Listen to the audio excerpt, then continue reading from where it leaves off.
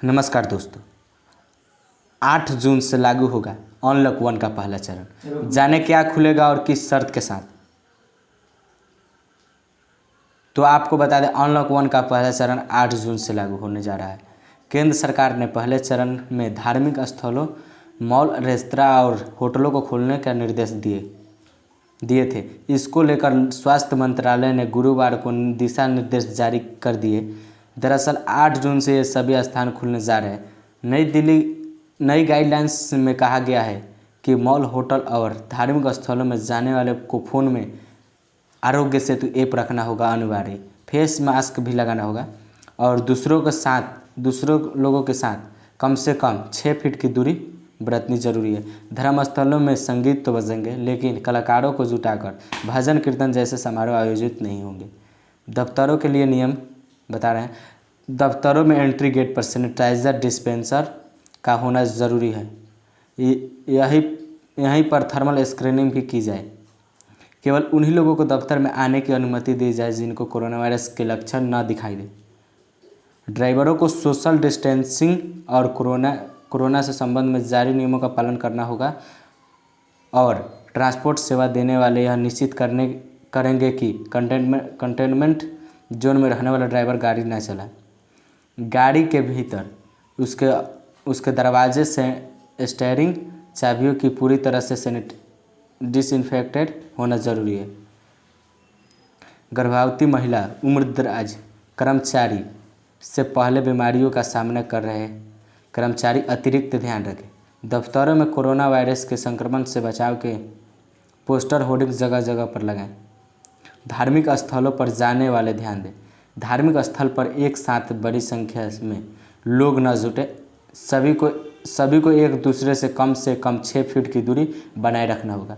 धार्मिक स्थल में प्रवेश द्वार पर हाथों को सैनिटाइज करने की व्यवस्था होनी चाहिए। सभी श्रद्धालुओं की थर्मल स्क्रीनिंग भी जरूरी। बिना लक्षण वाले श्रद्धालुओं को ही धार्मिक स्थल में प्रवेश दिया जाएगा। अगर किसी को खांसी, जुकाम, बुखार हो तो उसे तुरंत रोक दें।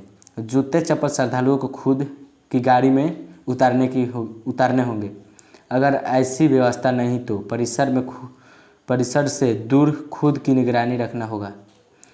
धर्म स्थलों में प्रार्थना सभा का आयोजन नहीं करने और श्रद्धालुओं को घर से ही चटाई या कपड़ा लाने की सुझाव दिया जाए। रेस्टोरेंट के लिए ज़रूरी नियम बता दें आपको कि कंटेनमेंट जोन में रेस्टोरेंट बंद रहेंगे, इसके बाहर खोले जा सकते हैं। रेस्टोरेंट में आकर खाना खाने के बजाय होम डिलीवरी की बढ़ावा दी जाए।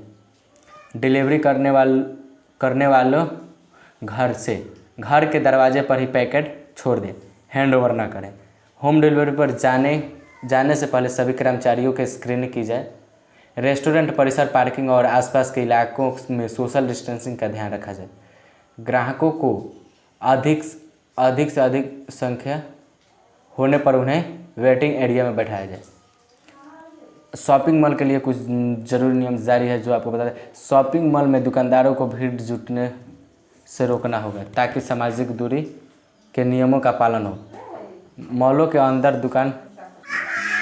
अंदर तो दुकान खुलेगी, लेकिन बच्चों को खेलने की जगह और सिनेमा हॉल बंद रहेंगे।